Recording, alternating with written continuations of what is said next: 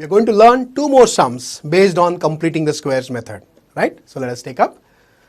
Solve the following quadratic equations by completing the squares. The first question is this: 4p square plus 7 is equals to 12p, right? So this question, 4p square plus 7 is equals to 12p. We learned that we apply those 6 steps, we land on the answer. So let us apply one by one, right? First step, coefficient of the square term should be 1. What is the coefficient of square term right now? It is 4. How will you make it 1? Yeah, dividing throughout by 4. If you divide throughout by 4, 4p square upon 4, you will get 1. So that is the first step. And the difference in this sum and the sums we saw till now in the previous module is this only. The coefficient of p square is not 1. So let us make it 1.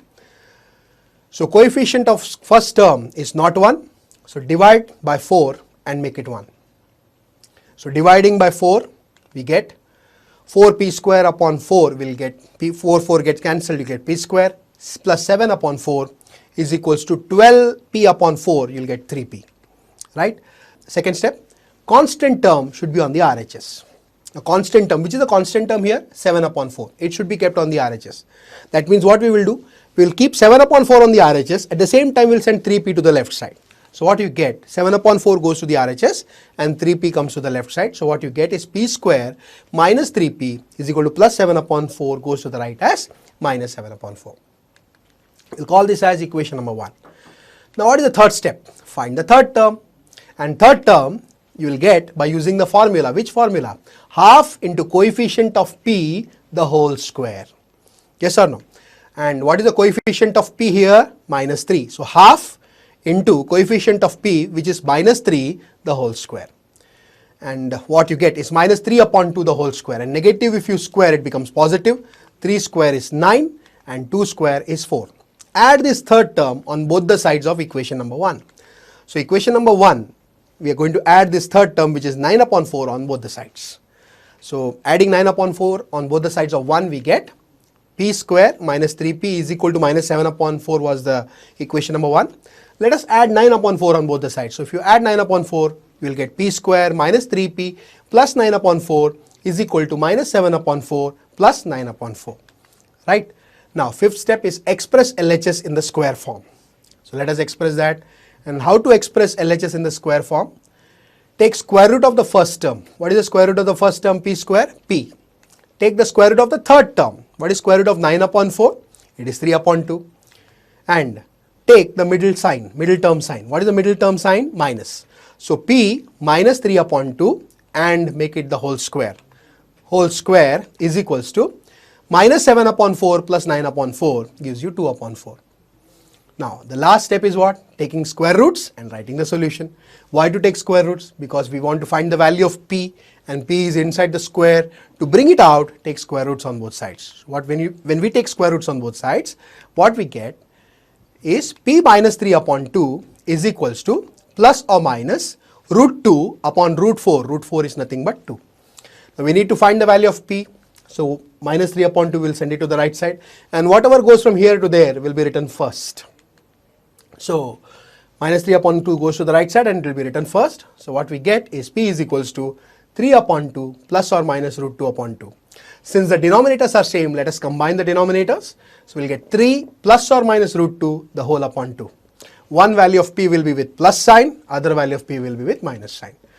So the roots of the given quadratic equation are 3 plus root 2 upon 2 and 3 minus root 2 upon 2.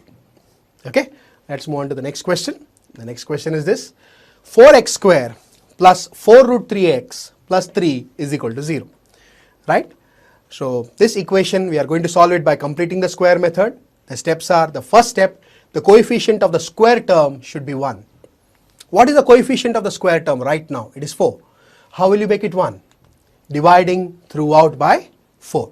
So coefficient of the square term is not 1. So let us make it 1 by dividing throughout by 4. And when you divide throughout by 4, every term gets divided by 4. So 4x square upon 4, you will get x square, plus 4 root 3x upon 4, 4 gets cancelled, you will get root 3x, plus 3 upon 4 is equals to 0 upon 4, which is 0.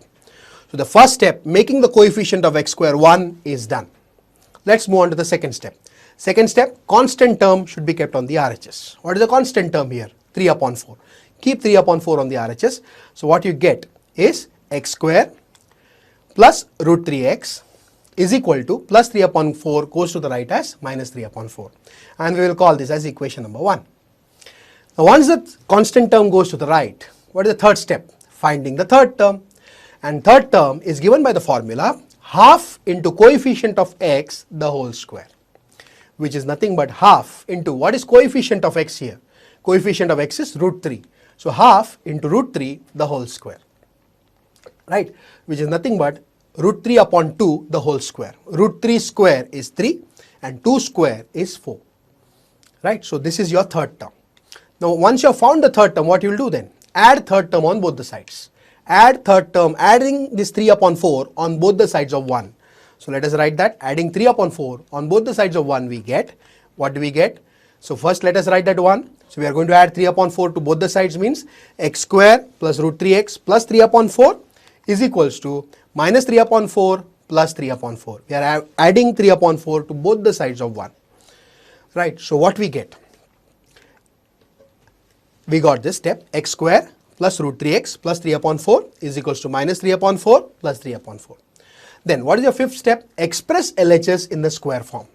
How will you express the LHS in the square form? Square root of the first term, square root of the last term, sine of the middle term, the whole square. Same way. Take square root to express LHS in the square form. Take square root of the first term, x square, square root is what? X. Take the square root of the last term, 3 upon 4 square root will be what? Root 3 upon 2, right?